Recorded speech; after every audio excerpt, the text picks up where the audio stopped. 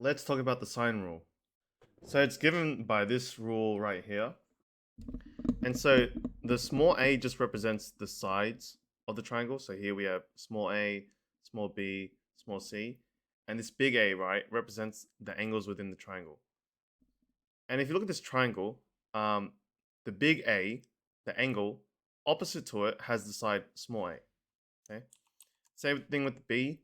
So the big B opposite to it has the small b, and the big C here is opposite to the side C. And so what this is useful for is it helps you find the size of an angle in the triangle and the length of a side in the triangle.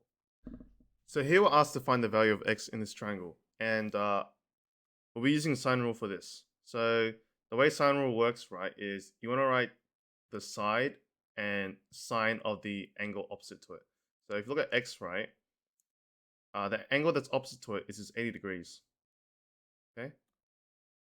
So here we can write x over sine 80. And this is going to be equal to 7. Okay. So one of the sides of the triangle. And then the angle that's opposite to it. So that's going to be 75 degrees. And then here you want to solve for x. So you can times sine 80 both sides. X equals sine 80 times 7 over sine. And then you punch this in the calculator. So x is equal to 7.11 dp. Okay. So to do this, you want to do the same thing. So 9 is going to be opposite to this theta right here. So that's going to be sine theta. Okay. And then this 10 is opposite to this angle here, 83 degrees. So 10 over sine. Now to solve this, right, there's many ways you can solve this, but the way I'm going to do it is by using cross product. So sine theta will be timesing this. Sine 83 will be timesing 9. And what this will look like is 9 times sine 3 degrees equals to 10 times sine theta degrees. I'm just going to flip it around so it's more easier to see what I'm going to do next. Look at this. You don't want to evaluate it straight away because you can like screw up the values, because when you type in the calculator, right, and you round it off to 2 decimal places, your final answer might be an even worse approximation. So what you want to do, right, is you want to divide 10 over. So you have sine theta equals to 9 times sine 8 over 10. And finally, you just want to do sine inverse of this.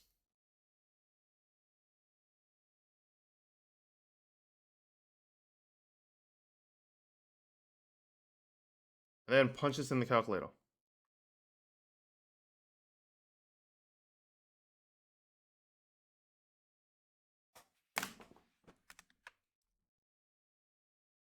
So this should give you 63.3 degrees to 1 decimal place. All right. All right, let's do this one. So same thing as before. I'm just gonna write 6 on the sides over sine theta, because that's opposite to it, equals to 4 over the angle that's opposite to it, so sine 40. So I'm gonna be using cross product for this, and what I should get is 4 times sine theta degrees equals to 6 times sine 40.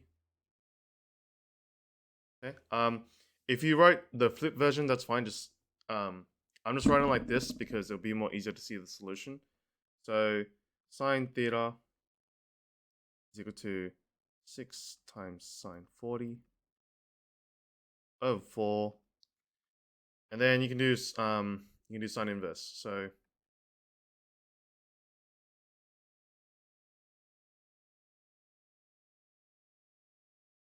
okay, and what you should get